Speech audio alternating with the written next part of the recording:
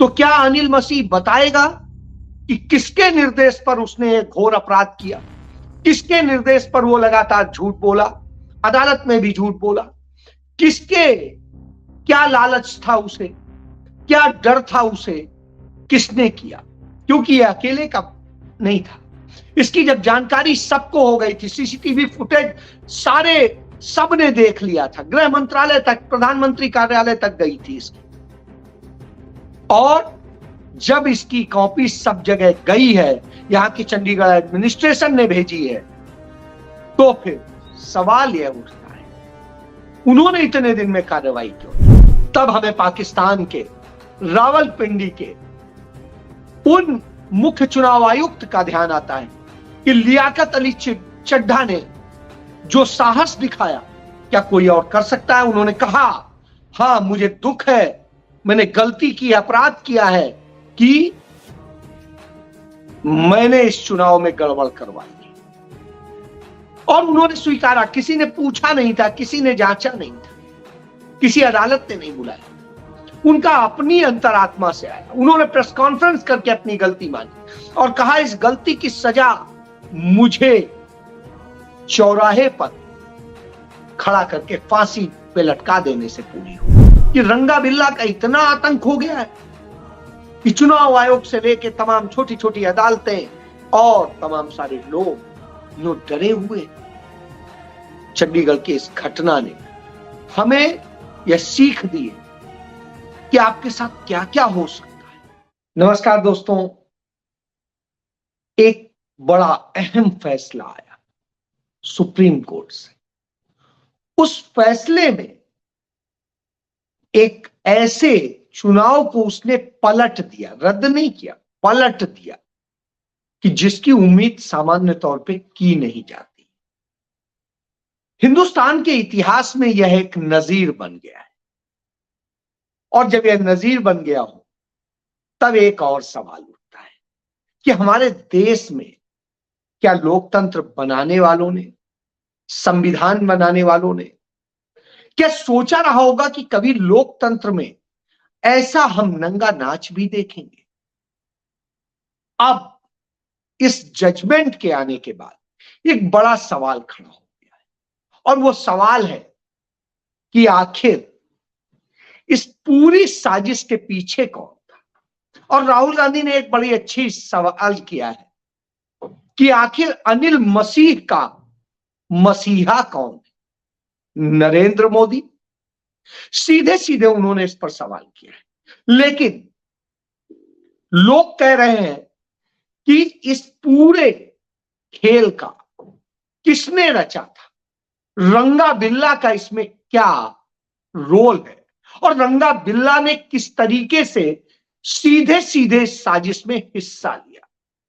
जब हम इन सारी बातों पे बात करते हैं तो एक और सवाल उठता है, क्या पाकिस्तान में हमसे ज्यादा जमीर वाले लोग हैं, हमसे ज्यादा जमीर वाले अफसरान हैं, और हमसे ज्यादा जमीर तमाम सारे उन देशों में दिखाई देता है जिन पर हम उंगली उठाते हैं? लेकिन दिया तले अंधेरा होता है कहते हैं, तो हिंदुस्तान जिसका प्रधानमंत्री खुद को कहता है कि वो लोकतंत्र की जननी से आया है, वही अपनी जननी की हत्या कर रहा है, उस लोकतंत्र की हत्या कर। ये सारे सवाल हैं, इन्हीं सवालों के साथ बात शुरू करता हूं। सीधे सीधे पहले घटना, जिस तरीके से यह चुनाव होना था, उस चुनाव के पहले गलत तरीके से एक व्यक्ति को नॉमिनेटेड काउंसलर बनाया जाता है अल्पसंख्यक सीट से। नियम यह है वह किसी पार्टी का नहीं होना चाहिए, और कभी भी इसके पहले किसी पार्टी का कोई कार्यकर्ता या पदाधिकारी कभी नहीं बनाया गया जब से चंडीगढ़ में नगर निगम बना। लेकिन साहब, भारतीय जनता पार्टी के अल्पसंख्यक प्रकोष्ठ का अध्यक्ष अनिल मसीह इसका प्रमुख बना दिया जाता है, और वो जो है नॉमिनेटेड पार्षद हो जाता है। नॉमिनेटेड पार्षद की रिकमेंडेशन चंडीगढ़ एडमिनिस्ट्रेशन करता है। राज्यपाल, जो पंजाब का राज्यपाल है, वो चंडीगढ़ का एडमिनिस्ट्रेटर होने के कारण उसको फाइनल करता है और फाइल गृह मंत्रालय में भेज देता है। गृह मंत्रालय में बैठे अमित शाह और फिर आगे पीएमओ में नरेंद्र मोदी के यहां से वो क्लियर होकर फाइल वापस आ जाती है और वो नॉमिनेटेड पार्षद बन जाता है, क्योंकि एक केंद्र शासित सूबा है, क्षेत्र है। इसके बाद सवाल उठते हैं कि कैसे आप पॉलिटिकल लोगों की अपॉइंटमेंट कर रहे हैं, लेकिन साहब कोई सुनने वाला। फिर उसके बाद चंडीगढ़ का डीसी, कलेक्टर या डीएम जो भी आप कहें, वो भारतीय जनता पार्टी के एक नेता के परिवार का व्यक्ति बना दिया जाता है। चलिए भाई, काबिलियत है, वो आईएएस में सेलेक्ट हुआ है, आया है, कोई बात नहीं। उसके बाद में जब यह चुनाव आता है तो इस चुनाव के लिए वो नोटिफिकेशन जारी करने का होता है, तो साल के पहले हफ्ते में इसका चुनाव होता था, उसको न करा के टाला गया और इसकी तारीख 18 जनवरी तय की गई। तमाम आपत्तियां आई लेकिन उन्हें दरकिनार कर दिया गया। उसके बाद 18 तारीख को जब वोट डालने जाता है सारे पार्षद, तो पक्ष के तो जाते नहीं है, विपक्ष वाले जाते हैं, और जब वो जाते हैं तो साहब वहां पे वोट डालने के पहले ही, चंद मिनट पहले बताया जाता है कि नहीं, आज वोटिंग नहीं होगी, चुनाव कैंसिल कर दिया गया है आज, क्योंकि चुनाव अधिकारी अनिल मसीह बीमार पड़ गए। हो हल्ला मचता है, शोर मचता है, इसको लेके वो होता है। तमाम पार्षदों को कैच करने की कोशिश की जाती है, जिसे ये लोग अपनी भाषा में ऑपरेशन लोटस कहते हैं, वैसे कोई हार्स ट्रेडिंग कहता है, कोई कुछ कहता है। तो इस तरीके से यह घटना होती है। उसके बाद कोर्ट जाते हैं, हाई कोर्ट जाते हैं, डिस्ट्रिक्ट मजिस्ट्रेट के यहां जाके उस पर करते हैं, कोई सुनता। फिर हाई कोर्ट कहता है अच्छा सुनेंगे, और सुनने के बाद में 2 दिन वो टालता है, फिर कहता है 22 तारीख के बाद सुने। और 22 तारीख के बाद जब वो सुनता है, उसके पहले वही डीसी एक नया नोटिफिकेशन जारी कर देता है कि 6 फरवरी को चुनाव। कोई कारण नहीं था क्यों 6 फरवरी को। जब कोर्ट पूछता है 6 फरवरी को क्यों, तारीख बढ़ती जाती है, तो वो बताते हैं इसलिए क्योंकि लॉ एंड ऑर्डर ठीक नहीं। उस चंडीगढ़ का जो लॉ एंड ऑर्डर के मामले में हिंदुस्तान में सबसे अच्छा माना जाता है।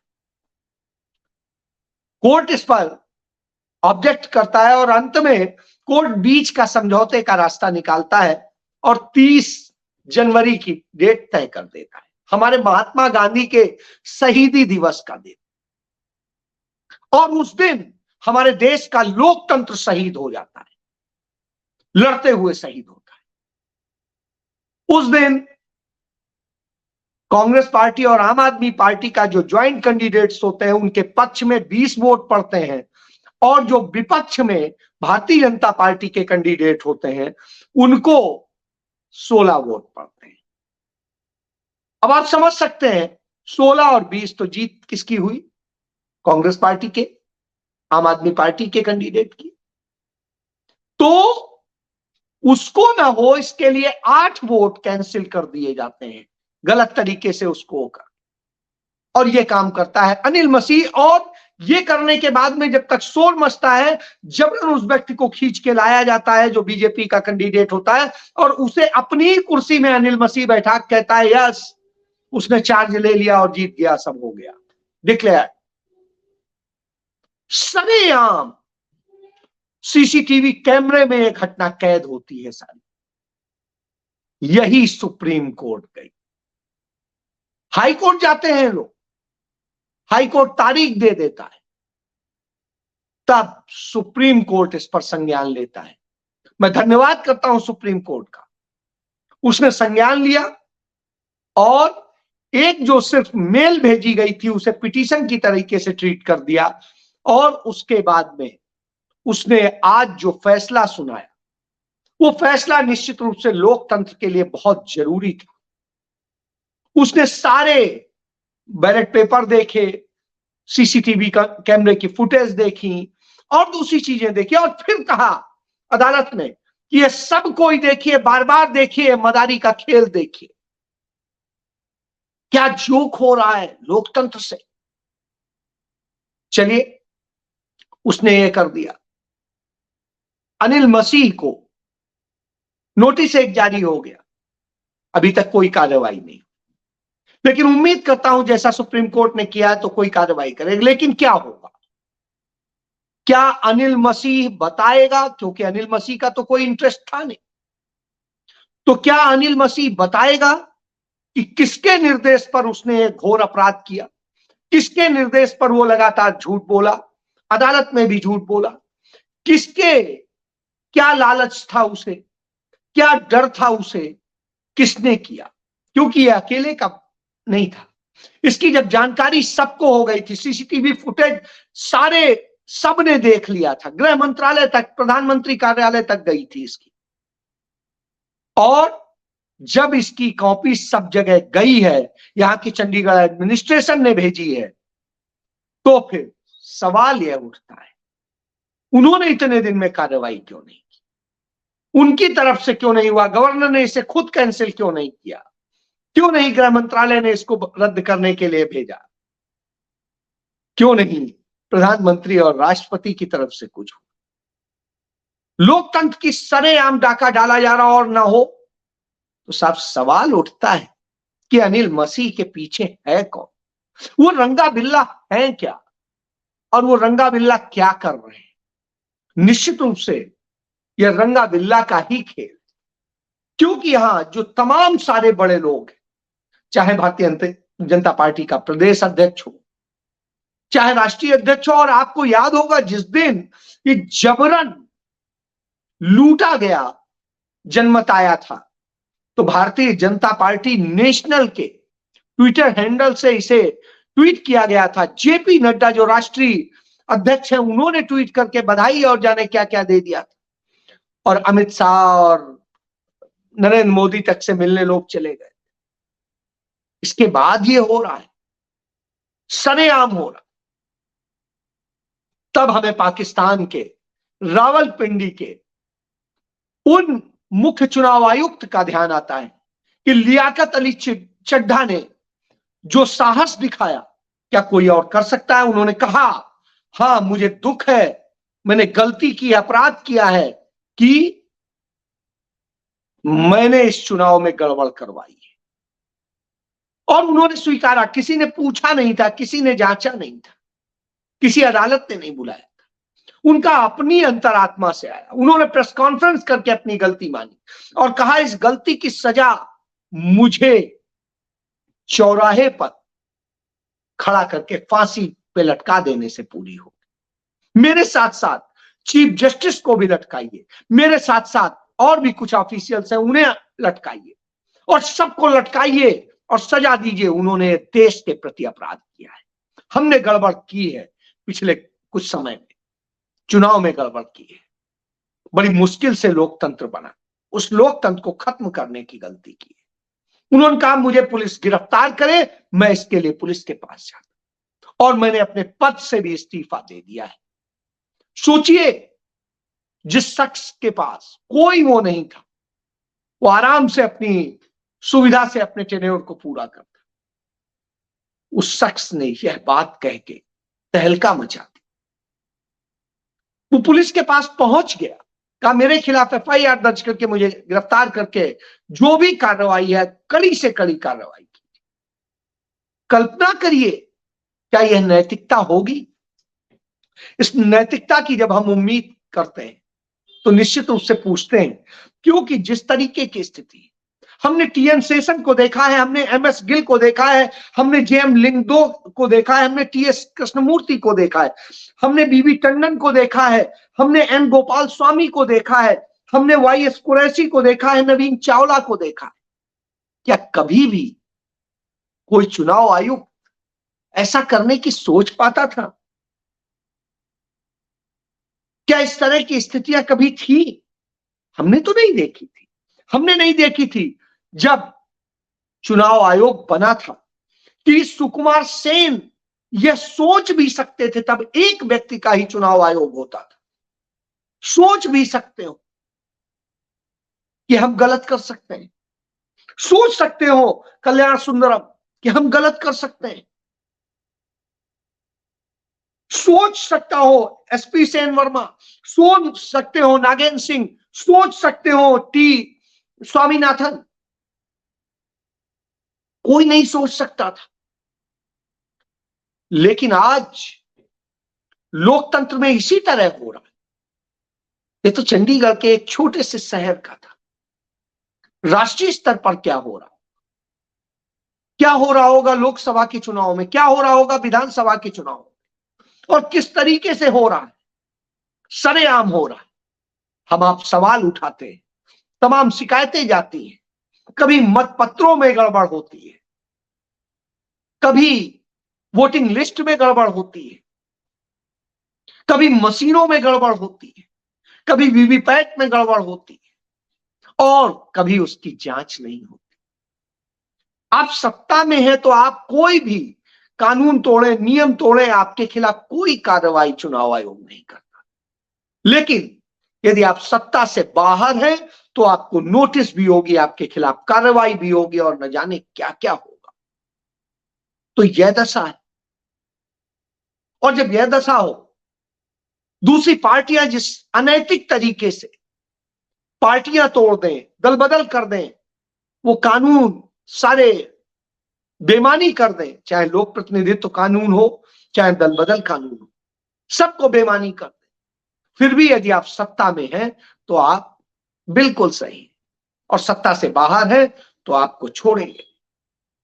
जब यह स्थिति हो तो निश्चित रूप से सवाल होता है कि रंगा बिल्ला का इतना आतंक हो गया है कि चुनाव आयोग से लेकर तमाम छोटी छोटी अदालतें और तमाम सारे लोग यूं डरे हुए। चंडीगढ़ की इस घटना ने हमें यह सीख दी है कि आपके साथ क्या क्या हो सकता है, किस तरीके से लोकतंत्र को कत्ल किया जा रहा है। यह वही नरेंद्र मोदी हैं जब 2014 में चुनाव जीत कर आए थे तो संसद भवन की चौखट पर सिर रख करके इन्होंने कहा था, लोकतंत्र के मंदिर में आंसू बहाए थे। आज उस लोकतंत्र आंसू बहा रहा है, और आज उनका सिपह सालार इस देश का गृह मंत्री है, उसके अधीन ही चंडीगढ़, और वो क्या क्या होते देख रहा है, करवा रहा है या कर रहा है पता नहीं, लेकिन हो तो रहा है। कैसे कर रहा है यह वो जाने। तो रंगा बिल्ला का खेल आज देश में ऐसे ही चल रहा है जैसे रंगा बिल्ला नाम के दो अपराधी हुआ करते थे, और उन्होंने जिस तरह आतंक मचा रखा था, तमाम चीजों का दुरुपयोग करते थे। आज भी वही स्थिति देख रहे हैं, आज कानूनी ढांचे में उसे हम देख रहे हैं। निश्चित रूप से यह देश और देश के तमाम संस्थाओं के लिए, देश के भविष्य के लिए खतरनाक है। हम कौन सा भारत बना।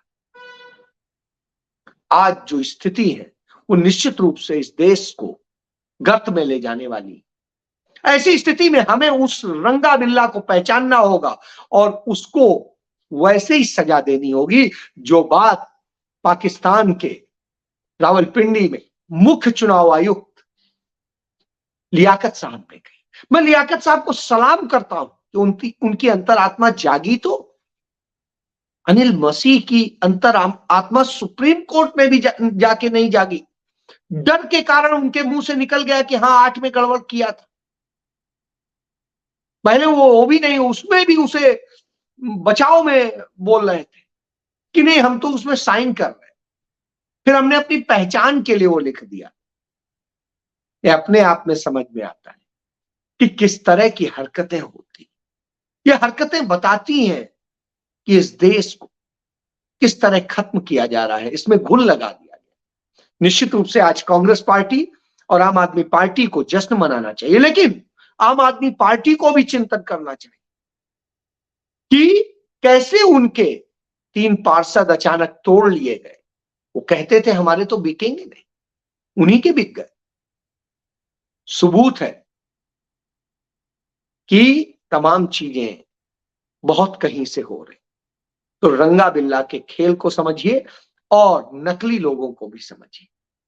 ये जानना बेहद जरूरी है यदि लोकतंत्र को बचाना है, अपने और अपने लोगों के भविष्य को बचाना है, देश के भविष्य को बचाना है। जय